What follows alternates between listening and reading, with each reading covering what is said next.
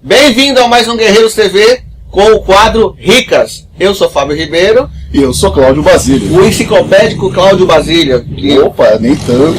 Qual é o material que nós vamos falar hoje, Claudião? Olha, nós estamos mostrando aqui, né, uma coisa que eu comprei recentemente, que eu adoro, que são as edições Master of the Kung Fu Omnibus. Qual a importância dessas histórias? Elas trazem basicamente todas as histórias e aventuras do Shang-Chi, o mestre do Kung Fu. Esse é um personagem que foi criado pela Marvel no início dos anos 70. A Marvel quis pegar e aproveitar uma onda que existia naquele momento, que era a onda dos filmes de Kung Fu, estrelados pelo Bruce Lee. Então, dentro desse contexto, os autores Jim Sterling e Steven Gerhardt foram até a Marvel e propuseram uma série estrelada por um personagem chinês mestre em artes marciais. O visual dele é totalmente inspirado no Bruce Lee, né? Exatamente, isso não tem a menor dúvida, né?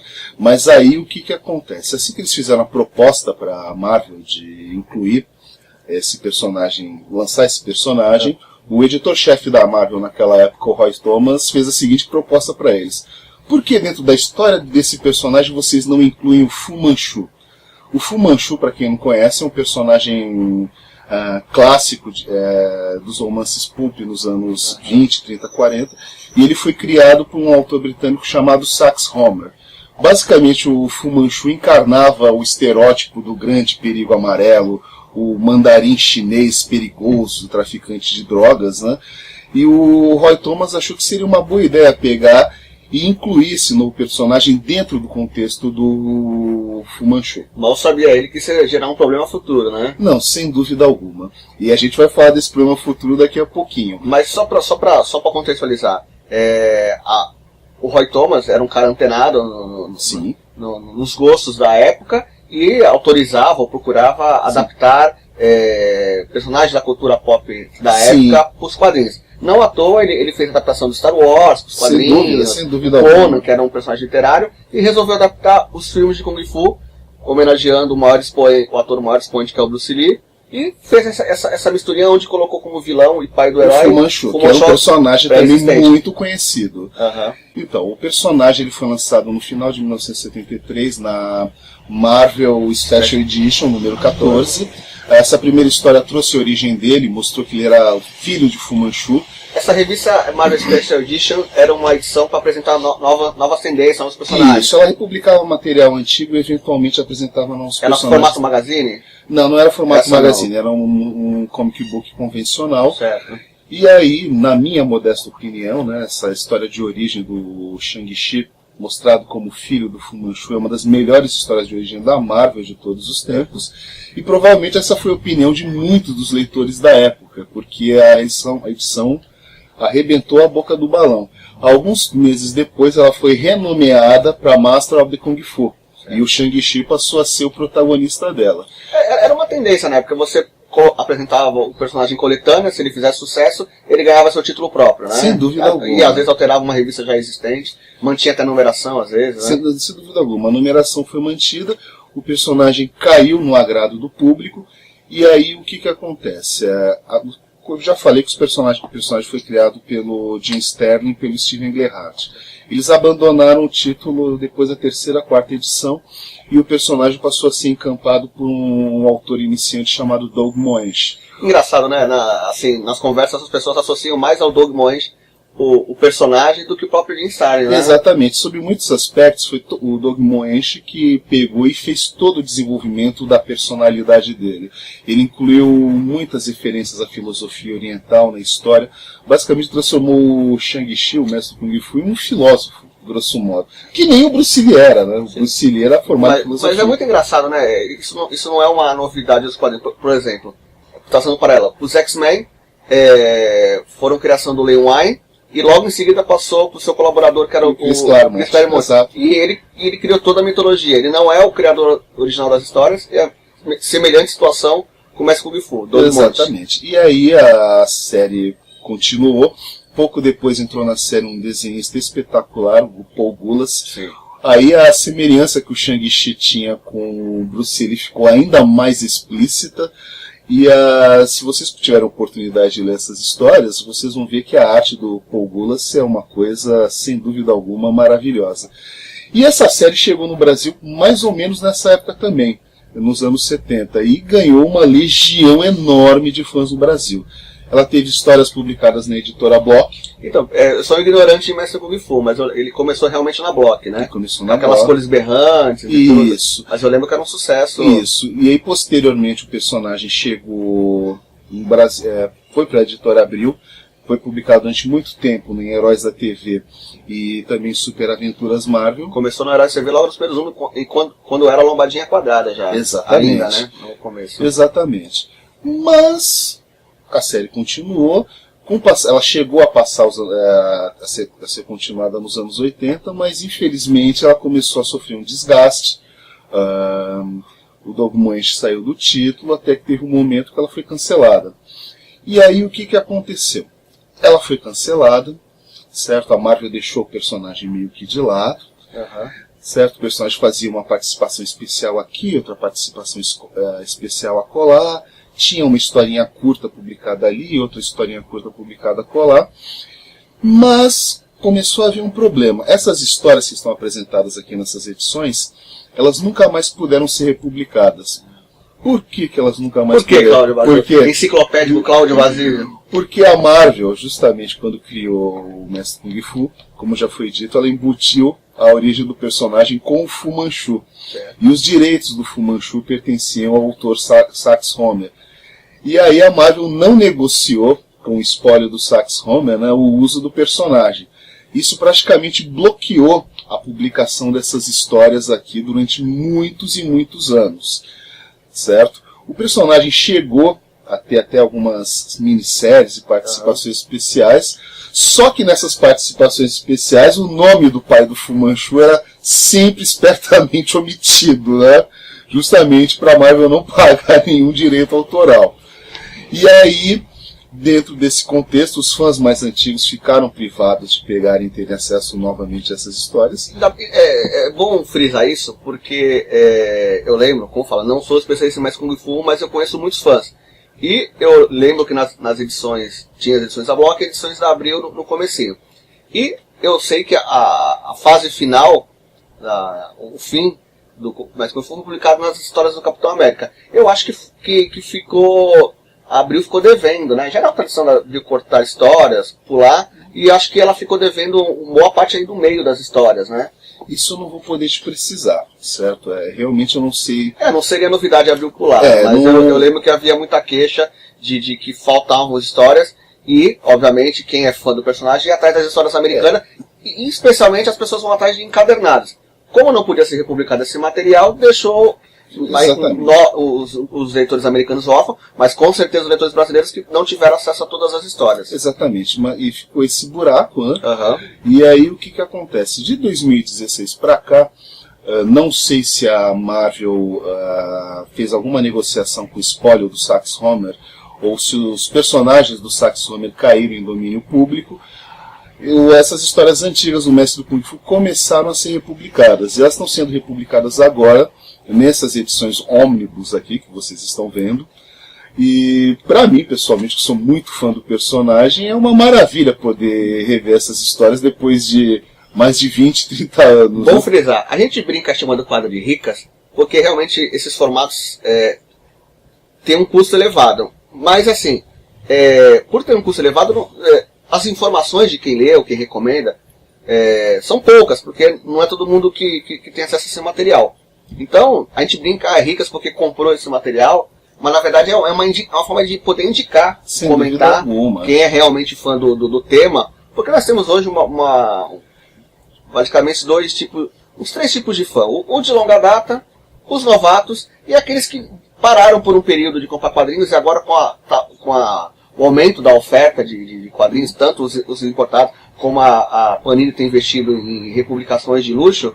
Então, é uma forma de orientar todo tipo de fã, principalmente, com certeza, os de longa data, né? Sem dúvida alguma. E essas edições elas são muito bacanas, Fábio. São caras.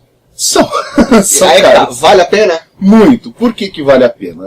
A Marvel fez todo um trabalho de restauração dessas histórias, as cores estão restauradas, e uma coisa que é muito bacana nas edições ônibus da Marvel, e especificamente dessas edições, essas 3 edições que vocês estão vendo aqui, elas têm introduções escritas pelos autores das histórias na época. Eles explicam como é que foi o processo criativo dessas histórias. E para quem teve a oportunidade de ler essas histórias na época, é muito bacana você ver um Doug Moench explicando por que ele tomou uma determinada decisão criativa, por que ele levou a história para determinada direção. E para fã é uma coisa maravilhosa. Assim, é indiscutível a questão do tamanho, porque ele compila em média 20 a 30 edições. Sim. Agora, um dos melhores benefícios do formato Omnibus é os extras. Tem bastante extras? Os extras, nesse caso, especificamente dessa edição, como eu te falei, são as introduções escritas pelos autores da época. Não me lembro agora, posso pegar? Pode. Deixa eu ver aqui. Essa questão de extras aqui. Existem algumas artes originais aqui que são reproduzidas para a alegria dos fãs. Deixa eu poder mostrar aqui na tela, não sei se é possível. Se não aparecer, coloca a edição depois. Exato.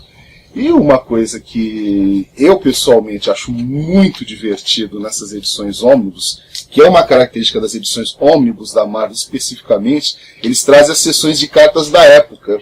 Muito legal. E aí você lê as sessões de cartas, você vê as idiosincrasias dos leitores americanos da época. As dúvidas. As dúvidas. Pra mim é uma coisa muito engraçada. A gente chega àquela conclusão que fã é bobo em qualquer época, não tem jeito, certo? E é uma coisa muito deliciosa de se ler. Outra coisa que você me falou antes nos bastidores é que tem a introdução do Doug Moench, né? Doug Moench. E ele faz um desabafo aí. É o choro dele aí. Qual que é a maior queixa dele aí? Olha, existem queixas e existem queixas. O que acontece? Na edição número 1, a introdução foi feita pelo Steven Glehart, né?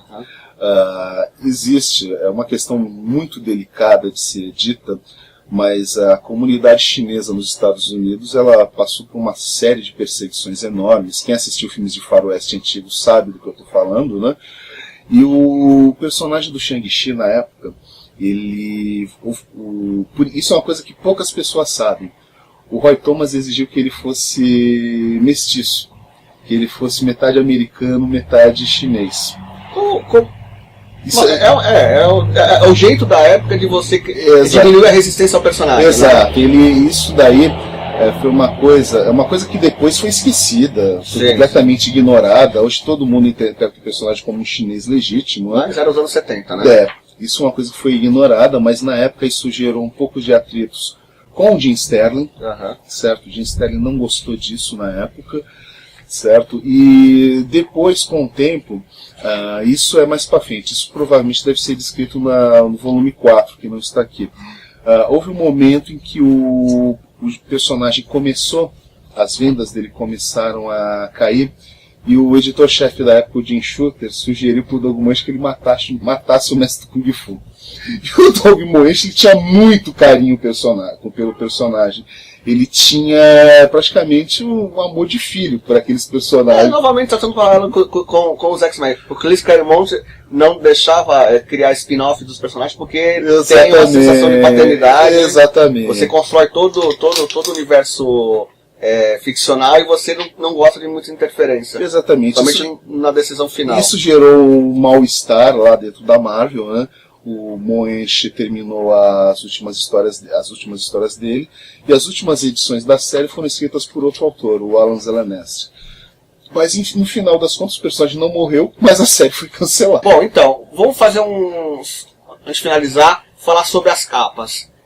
Quem desenha essa capa aqui? Essa capa é uma capa especial que foi feita para essa edição. A maioria das edições homens, só para contextualizar, sempre vem com uma sobrecapa, certo? Mostrando aqui para vocês, né? Certo? Essa sobrecapa especificamente foi feita pelo Terry Dodson, que é um desenhista que eu adoro, né? Certo? Eu gosto do Terry Dodson, mas se alguém falasse, vou encomendar uma capa com ele, não seria a minha primeira opção. Ficou muito bonita, mas não... Sem dúvida. Essa daqui foi feita pelo John Cassidy, que na minha opinião também é um artista brilhante, ok? Um trabalho maravilhoso. E essa daqui foi feita pelo Mike Deodato, artista paraibano, brasileiro, que é sensacional. Essa passagem é a melhor capa dos três. Ele é muito, pelo que eu sei, Eu posso estar falando bobagem, mas se não me engano ele é muito fã do personagem, tanto que já fez várias artes comissionadas dele, né? Uhum. Certo? E aqui está sendo maravilhoso, né? Certo?